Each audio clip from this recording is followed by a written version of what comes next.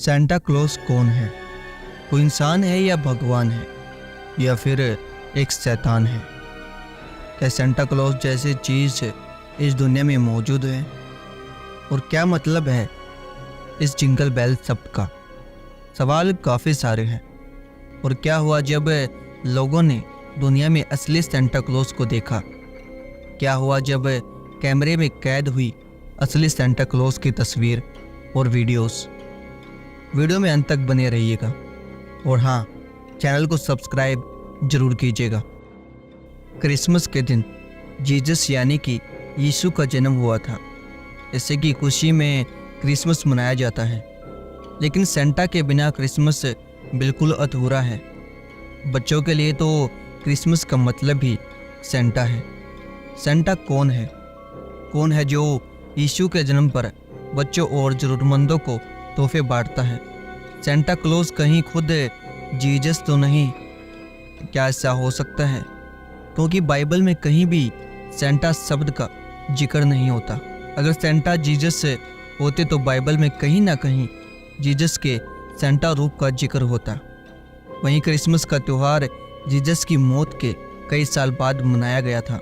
Jesus के जीते जी उनके अनुयायी उनके जन्म को त्यौहार के रूप में नहीं मनाते थे, यानी कि वो जीसस नहीं थे जो सेंटा क्लॉज बनकर बच्चों को गिफ्ट देते हैं। आज अपनी इस वीडियो में हम यही समझने की कोशिश करेंगे कि अगर जीसस सेंटा क्लॉज नहीं है तो फिर आखिर कौन है असली सेंटा क्लॉज? सेंटा क्लॉज कौन है, इसे लेकर कोई पुख्ता प्रमाण तो नहीं है, मगर अलग अलग कहानियाँ जरूर हैं। सेंटा को जानने की कोशिश करते हैं। सेंटा को लेकर जो सबसे पहली कहानी बताई जाती है वो है सेंट निकोलस की। सेंट निकोलस का जन्म 3री सदी में जीसस की मृत्यु के 280 साल के बाद हुआ था। सेंट निकोलस के माता पिता का देहांत बचपन में ही हो गया था। इसके बाद उन्होंने अपना जीवन मानव सेवा को अर्पित कर दिया। उन्हें लोगों की मदद करना काफ़ी अच्छा लगता था। सेंट निकोलस ज़रूरतमंदों और बीमारों की मदद के लिए घूमते थे। ऐसा माना जाता है कि सेंट निकोलस दयालु स्वभाव के थे और बच्चे उन्हें बहुत पसंद करते थे। वो गरीब बच्चों को तोहफे दिया करते थे। सेंट निकोलस ही सेंटा है। यह सेंटा को लेकर पहली कहानी है। लेकिन इस कहानी में एक सवाल है। सवाल ये है कि जब सेंट निकोलस लोगों की मदद करते थे तो उन्हें गरीब बच्चों को तोहफे देना अच्छा लगता था, तो वो ये काम क्रिसमस के दिन छुपकर क्यों करते थे, जबकि बाकी दिनों में ऐसा नहीं होता था? बाकी दिन में वो खुलकर लोगों की मदद करने के लिए सामने आते थे, जबकि क्रिसमस के दिन रात को छुपकर तोहफे वो क्यों देंगे? ये सवाल सेंट निकोलस के सेंटा होने पर एक बड़ा सवाल खड़ा करता है। लेकिन जो लोग ये मानते हैं कि सेंट निकोलस ही सेंटा है, वो ये कहते हैं कि ऐसा हो सकता है कि सेंट निकोलस ऐसे बच्चों की खुशी को दोगुना करने के लिए करते होंगे, क्योंकि अगर कुछ भी अचानक मिलता है तो खुशी दोगुनी हो जाती है। ये सेंटा को लेकर पहली कहानी है जो दुनिया में मौजूद है। अब आते हैं दूसरी कहानी की ओर। दूसरी कहानी जो सेंटा को लेकर बताई जाती है वो सुनकर आपको अपने कानों पर विश्वास नहीं होगा, क्योंकि ये कहानी कहती है कि खुद सैटन, जिसे शैतान या डेविल कहा जाता है, वही डेविल जिसे ईश्वर ने अपने स्वर्ग से निकालकर नरक में फेंक दिया था, वही खुद सेंटा बनकर क्रिसमस पर बच्चों को तोहफे देते हैं। जी हाँ, यूँ तो इस बात पर किसी को भी यकीन नहीं होगा, लेकिन इस बात को साबित करने के लिए कई आधार भी मौजूद हैं। यह सभी बातें, यह सभी जानकारी आपको इंटरनेट पर काफ़ी आसानी से मिल जाएंगी। तो चलिए आपको बताते हैं कि सैटर्न को सेंटा क्यों कहा जाता है। दरअसल सैटर्न और सेंटा, इन दोनों शब्दों में बहुत ज़्यादा समानता है। दूसरी बात जो सैटर्न को सेंटा साबित करने के लिए कही जाती है वह ये है कि क्रिसमस पर गाए जाने वाला गाना जिंगल बेल। कितनी अजीब बात है कि क्रिसमस पर जीसस का जन्म हुआ था, लेकिन क्रिसमस पर जो गाना जिंगल बेल गाया जाता है उसमें जीसस का जन्म, तो क्या उसके नाम तक का जिक्र नहीं होता?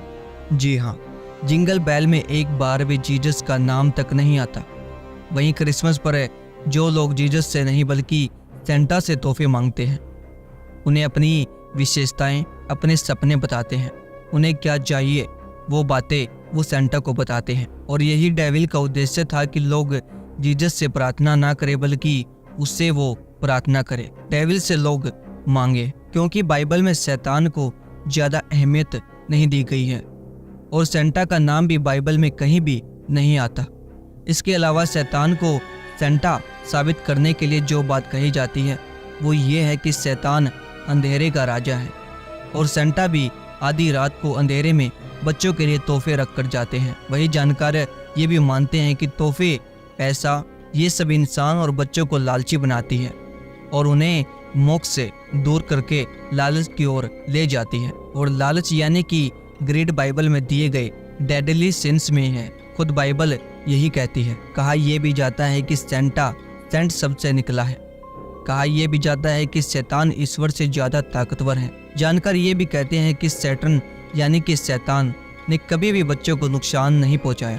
शैतान को बच्चे बहुत प्यारे हैं, इसलिए वह क्रिसमस पर सिर्फ बच्चों को ही तोहफे देते हैं, बड़े या बूढ़ों को नहीं। इन सब बातों को लेकर बाइबल के कुछ जानकार ये भी कहते हैं कि क्रिसमस पर जीसस से लोगों का ध्यान हटाने के लिए सैटर्न सेंटा के रूप में आता है, ताकि लोग जीसस का नाम नहीं बल्कि सैटर्न का गुणगान करें, यानी कि सेंटा का गुणगान करें। अगर ये सच है तो हम ये जरूर कहेंगे कि सैटर्न अपने मकसद में पूरी तरीके से कामयाब हो गया है, क्योंकि अगर आज के लोगों से, आज के बच्चों से, आज की जनरेशन से पूछे कि क्रिसमस का क्या मतलब होता है तो उनका केवल एक ही जवाब होगा कि क्रिसमस पर सेंटा आते हैं और उन्हें तोहफे देते हैं। खैर, ये थी सेंटा को लेकर दो सबसे प्रचलित कहानियाँ जो दुनिया में मौजूद हैं। सेंट निकोलस ही सेंटा है और दूसरी ये कि सैटर्न सेंटा है, यानी कि शैतान ही सेंटा है। आपको किस कहानी पर विश्वास है ये आपकी मर्जी, ये आपके ऊपर निर्भर करता है। Jingle bell. जिंगल बेल शब्द का कोई खास मतलब नहीं है। जेम्स पियरपोंट ने इस गाने का नाम वन हॉर्स ओपन स्लेई रखा था, लेकिन बाद में 1890 के आसपास इसे क्रिसमस गाना माना जाने लगा और इसका नाम बदलकर जिंगल बेल रख दिया गया। दरअसल सेंटा क्लॉस के हाथ की घंटी उनके आने की सूचना देती है, इसलिए इस गाने को क्रिसमस से जोड़कर देखा जाने लगा और इसका नाम बदलकर जिंगल बेल रख दिया गया। ये गाना सेंटा क्लॉस और उनके रेंडियर के बारे में है। अब सवाल ये उठता है, क्या सेंटा क्लॉस को असल दुनिया में कभी देखा गया है? इसके बारे में कहना तो मुश्किल है, लेकिन इंटरनेट पर काफ़ी सारी ऐसी वीडियो मिल जाएंगी आपको जो ये दावा करती हैं कि उन्होंने सेंटा क्लॉस को आसमान में देखा है। लेकिन हमने काफ़ी सारी रिसर्च के बाद एक ऐसी वीडियो को ढूंढा है जो 100% सच साबित होती है, और ये वीडियो है न्यूयॉर्क की। जब 10 बजे के करीब एक बच्चे ने आसमान में एक अजीबोगरीब चीज को उड़ते हुए देखा और तभी उनके पिताजी ने अपने मोबाइल से इस वीडियो को रिकॉर्ड किया, जिसमें सेंटा क्लॉस और उनके रेंडियर जैसी आकृति को देखा गया है। और जब ये वीडियो लोगों के सामने आई तो पूरी दुनिया में तहलका मच गया। काफ़ी सारे एक्सपर्ट ने इस वीडियो पर काफ़ी सारे इफेक्ट अप्लाई करके देखा, लेकिन ये वीडियो रोज साबित हुई, यानी ये फुटेज बिल्कुल क्लीन है, जिसके साथ कोई भी छेड़खानी नहीं की गई। इस वीडियो में साफ साफ देखा जा सकता है कि सेंटा क्लॉस के जो रेंडियर होते हैं उनके पाँव तक इस वीडियो में हिलते हुए दिखाई दे रहे हैं, और यह इकलौती ऐसी रियल फुटेज मानी जाती है जिसमें असली सेंटा क्लॉस कैप्चर हुए हैं। और ये फुटेज आज तक दुनिया के लिए एक अनसोल्ड मिस्ट्री बनी हुई है।